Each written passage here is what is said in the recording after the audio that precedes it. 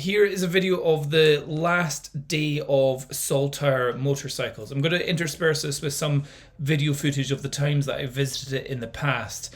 But unfortunately, this year, 2024, the whole Saltire motorcycles have gone into administration. So I went along to the auction day, or the last hour of the time when you could go and visit the place and see the items that they have for sale or that are going to be up for auction.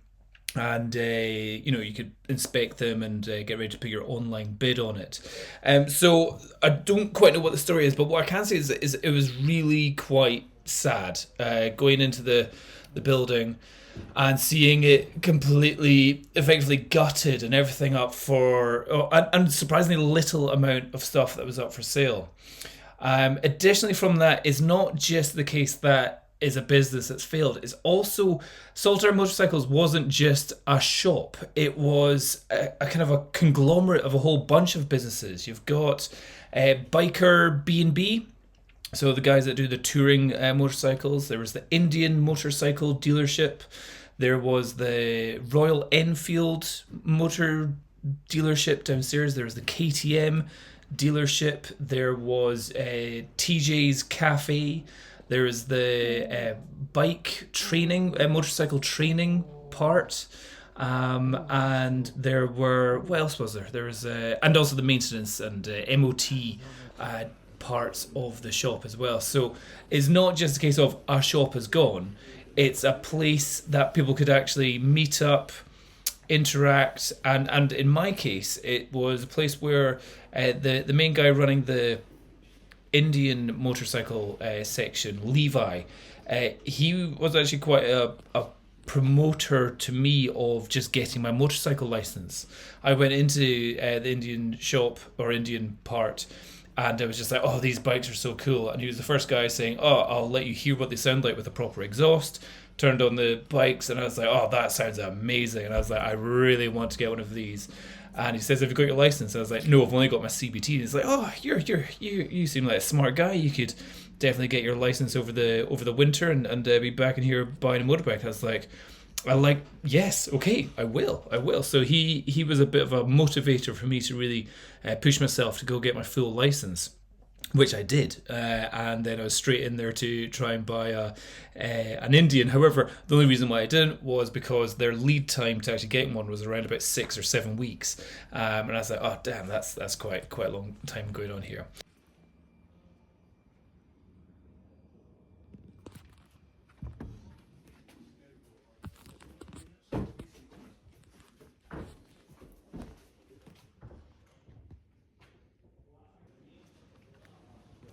So he's lost his bit. He had like a custom motorcycle kind of bit where he was developing the customizing scene as well, and it just seemed like a cool place to go spend a good few hours. It wasn't just a shop; it was a place, and there was never any hard sell from anyone in there. So I certainly enjoyed visiting there. Didn't get a great experience from the service department when I had a flat tire, or any help whatsoever from them. However, I do know other people that work there, and they've good for their MOTs and all that kind of stuff. Whew. So much easier.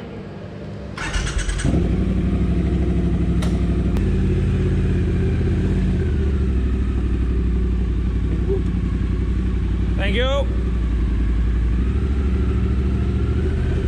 What a nice guy. What a fucking legend. So yeah, it was really sad seeing all the lights gone, all the merchandise down, all the surprisingly lack of actual stuff for sale. So it obviously shows that Indian still owned all the bikes. Royal Enfield still owned all the motorbikes downstairs. KTM owned all the KTM bikes downstairs. A lot of the KTM gear and helmets were all kind of obviously just loaned out to the shop. So it really shows that the actual sales margins are so tight that they don't buy the stock in the first place. From my gathering of it, the building is huge. I'm sure the Edinburgh Council rates were astronomical for the place. So the rent, the rates, I'm sure the electric charges and all that kind of stuff to try and heat a place like that were probably pretty high, and the margin on how much they're actually making on each individual motorbike. I think also this year in the UK, the motorcycle whole industry has had an absolute beating with the really crap weather that we've had, and just with the higher interest rates, the cost of living crisis that we're having in 2024, it's just not been an easy time to be selling what is essentially luxury items. You know, even if you're talking for a cheap £6,000 Royal Enfield, for the majority of people buying that, it is still a luxury purchase, a toy, a thing for enjoyment rather than for necessity. So yeah, I can see the industry has really struggled this year. Oh, there's also the Mutt dealership as well. Totally forgot about that. The whole Mutt section was not there as well. That's moved to Cowshed Motorcycles. So Cowshed Motorcycles, which is in Corstorphine, they have taken on the Mutt dealership license or whatever it is that they need. They've also got the CF Moto license as well. So if you need, and I think they're also getting an MOT station, and they will also be, well, they'll also be able to service all your Mutt motorbikes. So if you've got a Mutt and you need it serviced, Cowshed Motorcycles will be the guys that are able to do it.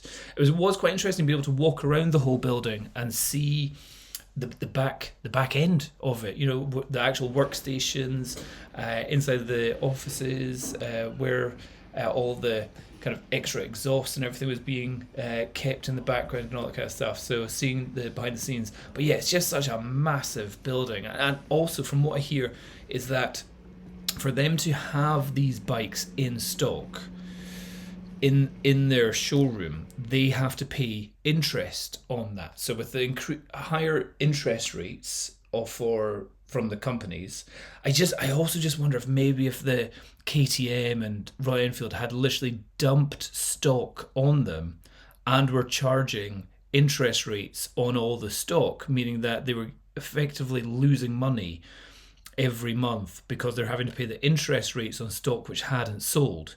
I do know that has happened for another company. There was a car company in Edinburgh which it was doing Aston Martins, and they got absolutely rogered by just being suddenly dumped about £10 million worth of Aston Martins which they couldn't sell, but they had to pay the interest on it.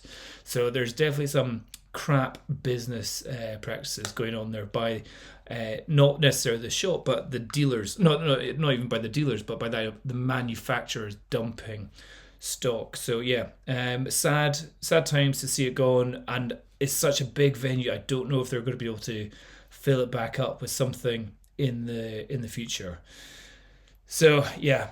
Here's just I'll just leave you with the last bits of shots of it and intersperse it with some of the previous times that I'd been there. So fingers crossed, anybody that's bought bikes from there, KTMs or Royal Enfields, hopefully somewhere close by will be able to be around to do the servicing for you to keep your warranties and all that kind of stuff. So yeah, fingers crossed, and best of luck for all the staff that were working there. Hope things look good in the future for you. Bye-bye.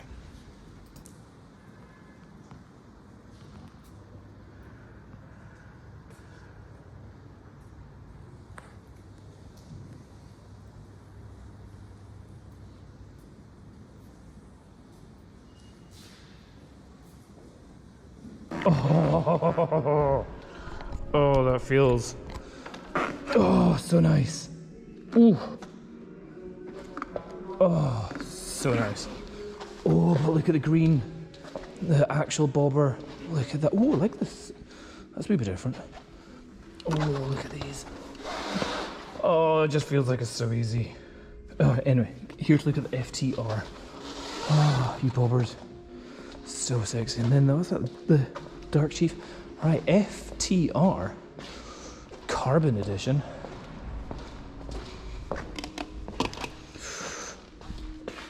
$14,500. That looks cool. Then save £500 for the FTR Sport. Only £500. X demo, new. Go for the X demo. And then for only 9,000. Oh no, 10,000 for used rally one. That is cool. Do like that. And then FTR S for 10,000 as well. Ooh.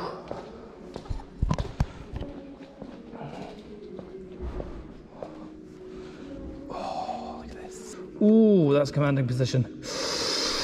Oh, I like that. I like that. Feet are quite tucked behind, actually, surprisingly. Quite a tight angle for the ankle. Ooh, that was cool. That was cool. Ooh, look at those tires. Ooh, sticky rubber. And then this one with S&S. That looks cool. Very interesting tire in that one. A lot higher. Oh my goodness. Yeah, definitely. Ooh, but good. That's nice. It's a little bit of fly screen. Nice instrument gauge cluster there. Looks like the brake fluid could definitely be topped up. Ooh, that is quite high. But I suppose it's meant to be a rally. Oh, cool. And then that one. Ooh. Oh, if I was got to guess, I'd pay the extra £500 for the X Demo Carbon. That's cool. Love it. Love it. I think that's going to have to go in the bike garage as well. That's cool. But the one with S&S exhaust, that's cool. Ooh. Gold. Like that. Nice. Oh, 116, look at that. Ooh. Oh, it's just like bike porn in here.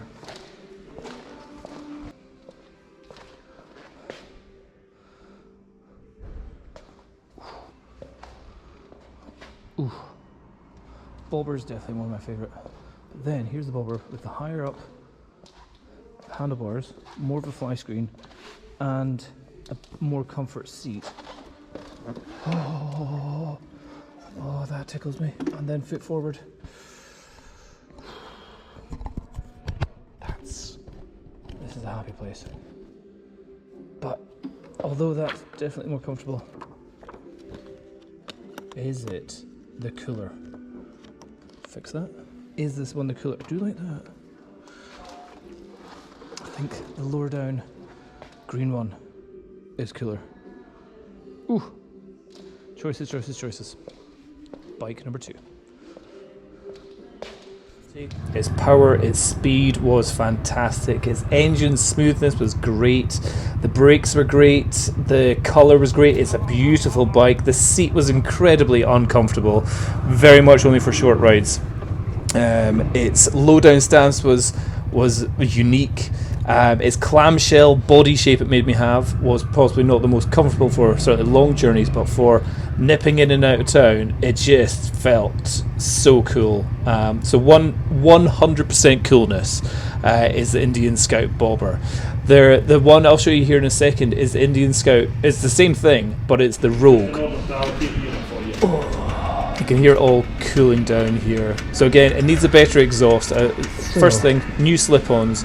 This Rogue over here has Vance and Hines exhaust with these higher up handlebars. Definitely more comfortable. And the slightly more supportive seat. Much more comfortable. Would be the one to actually go for. Oh, my tailbone. Oh, that feels far more comfortable. This feels definitely more comfortable. That might be the next one to try. So I'll leave it there. And yeah, absolutely love the bike. The end.